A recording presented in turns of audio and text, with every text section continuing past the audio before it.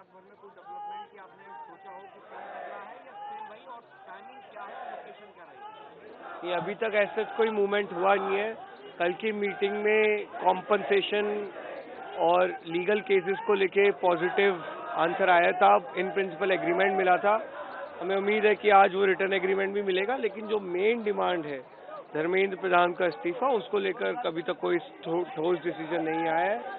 बल्कि जो हम कल मेन स्ट्रीम मीडिया पे देख रहे थे कि सूत्र कह रहे हैं कि प्रधान जी इस्तीफा नहीं देंगे, तो अगर प्रधान जी इस्तीफा नहीं देंगे तो बता दीजिए, फिर इस तरह की मीटिंग्स का कोई मतलब नहीं है।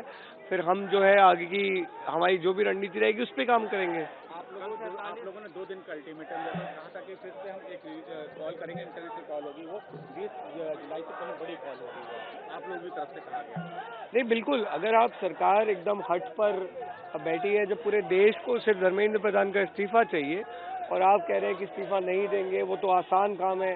अरे भाई, आसान काम है तो आसान काम पहले करो, मुश्किल काम बाद में करना। लेकिन अगर सरकार इस तरह से अपना रवैया रखेगी तो फिर हमें भी टफ डिसीजन लेने पे मजबूर होना पड़ेगा। एनटीए ने 47 अधिकारियों को सैक किया है, आप लोग इससे खुश हैं? अब वो कौन से 47 अफसरों को सैक किया है, किस इंटेंशन से किया है, वो सारी डिटेल्स हमें देखनी पड़ेंगी। लेकिन हम अगेन जैसा कि बात कर रहे हैं, the ultimate accountability is with the education minister of this country, because he is directly responsible for all the paper leaks, all the students who committed suicide after NEET paper got leak, तो उनको इस्तीफा देना पड़ेगा। और बाकी broader reforms को लेकर हम लगातार बात कर रहे हैं। कल भी हमने, हमारी डेलीगेशन ने डिमांड चार्टर सरकार को सबमिट किया है, उस पर आप बिल्कुल काम करिए, उस पर तो हम आपके साथ हैं। सोनम वांगचुक ने कल एक वीडियो डाला, एक पॉलिटिकल लीडर की ओर से एक स्टेटमेंट आया था कि अन्ना हजारे पार्ट 2 है, जिससे वो मुझे लगता है काफी अपसेट हुआ। और एक सोनम वांगचुक का वीडियो आया रात में, उन्होंने बताया कि मैंने कितने दिन फास्ट रखा, मेरे ऑर्गन किस तरीके से खराब है, उसके बावजूद आप इस तरह से। नहीं, देखिए, अगर आप सोनम वांगचुक जी की नीयत पे सवाल उठा रहे हैं तो उससे ज्यादा शर्मनाक कुछ नहीं हो सकता। जिस व्यक्ति ने 59 साल का होते हुए 26 दिन भूख हड़ताल रखी, कई दिनों से हम लगातार उनसे रिक्वेस्ट कर रहे थे कि अपनी भूख हड़ताल समाप्त कर दीजिए, बट उन्होंने बोला कि जब तक लीगल चार्जेस और कॉम्पनसेशन पे सरकार की तरफ से रिस्पांस नहीं आ जाता तब तक वो भूख हड़ताल नहीं तोड़ेंगे। पुलिस ब्रुटैलिटी को लेकर इतना ज्यादा परेशान थे। आप उन व्यक्ति की नीयत पे सवाल उठा रहे हैं, तो अब इसके बाद हम और क्या बोले। एक आखिरी सवाल है कि जिस तरह बोलिए सर, कल रात को फिर से प्राइम मिनिस्टर ने एक रील इंस्टाग्राम पे डाला है, युवाओं को हेलो फ्रेंड्स करके उन्होंने संबोधित किया है। लगातार दूसरे दिन प्राइम मिनिस्टर इसे कैसे देखते हैं? और कैबिनेट में भी उन्होंने अपने मंत्रियों को कहा है कि युवाओं के साथ जुड़ के इंस्टाग्राम रील बनाए। और नहीं, अब मोदी जी रात पड़े रील्स बना रहे हैं तो मतलब जरूर दिक्कत हो रही है सिस्टम में, कुछ तो चीजें बदल रही हैं। मोदी जी को समझ में आ गया है कि युवाओं का गुस्सा बहुत ज्यादा बढ़ गया है, और मेन स्ट्रीम मीडिया जो शायद दिखा नहीं रही है, वो गुस्सा अब इंस्टाग्राम पे दिख रहा है, इसलिए मोदी जी को रात पड़े रील्स बनानी पड़ रही हैं। लेकिन मोदी जी, रील्स बनाने से नहीं होगा।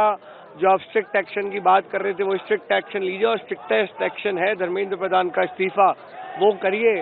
उसके बाद आप रील्स बनाइए, कोई दिक्कत नहीं है, हम भी आपकी रील्स शेयर करेंगे। लेकिन एक और सवाल है कि आरएसएस के मोहन भागवत ने कहा है कि सरकार को युवाओं से बात करनी चाहिए, जब तक संवाद नहीं होगा समाधान नहीं निकलेगा। अच्छा, अच्छी बात है। भागवत जी भी इतने दिनों बाद कुछ जागे हैं, कुछ बात कर रहे हैं। सरकार युवाओं से बात कर रही है, अभी करना शुरू की है।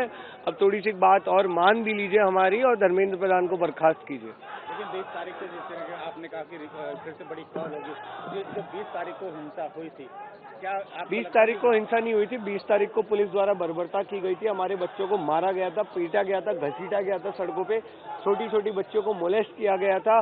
हमारे वॉलंटियर्स जो क्राउड मैनेज करने में हेल्प कर रहे थे, उनकी पसलियां तोड़ी गई थी। तो हिंसा कुछ नहीं हुई थी, बहुत शांत लोग हैं। आप अभी भी देखिए, जंतर मंतर भरा हुआ है 4 दिन से। एक हिंसा का आप मेरे को यहाँ पे इंस्टेंस बता दीजिए। शांति से यहाँ पे लोग बैठे हुए हैं। हाँ, अगला जो कॉल होगा उसमें दिल्ली पुलिस से हमें रिक्वेस्ट है कि please behave like professional police, गुंडों की तरह बिहेव मत कीजिएगा, और सब कुछ बहुत पीसफुल रहेगा। Thank you. एक दीपक वाले। देखिए, मैं यही कहना चाहूँगा कि छोटी छोटी मछलियों को बाहर करने से कुछ नहीं होगा। धर्मेंद्र प्रधान का इस्तीफा लिया जाए, जिसे जिम्मेदारी और जवाबदेही तय हो, और एनटी हो या और भी कोई भी बॉडी हो, उनमें स्वतः ही अपने आप ही एक डर बैठ जाएगा कि आप गलती करोगे तो आपका भी इस्तीफा हो सकता है। पीएम देर रात वीडियो डालता है इंस्टाग्राम पे और डियर स्टूडेंट करके संबोधित।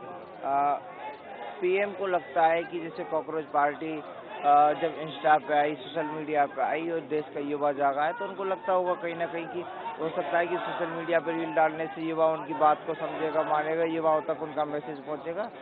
लेकिन हम उनको बता देना चाहते हैं कि ये युवा ठान करके बैठा है कि जब तक धर्मेंद्र प्रधान का इस्तीफा नहीं होगा तो ये वापस घरों को नहीं जाएंगे। इसलिए हमारा कहना है कि ये युवा धर्मेंद्र प्रधान के इस्तीफे से नहीं हटेंगे, ये लेकर ही रहेंगे। एक बार अपना नाम बता दीजिए। दीपक वाल्यान, राष्ट्रीय प्रवक्ता। प्रभातखबर.com, विश्वास वही, रफ्तार नहीं।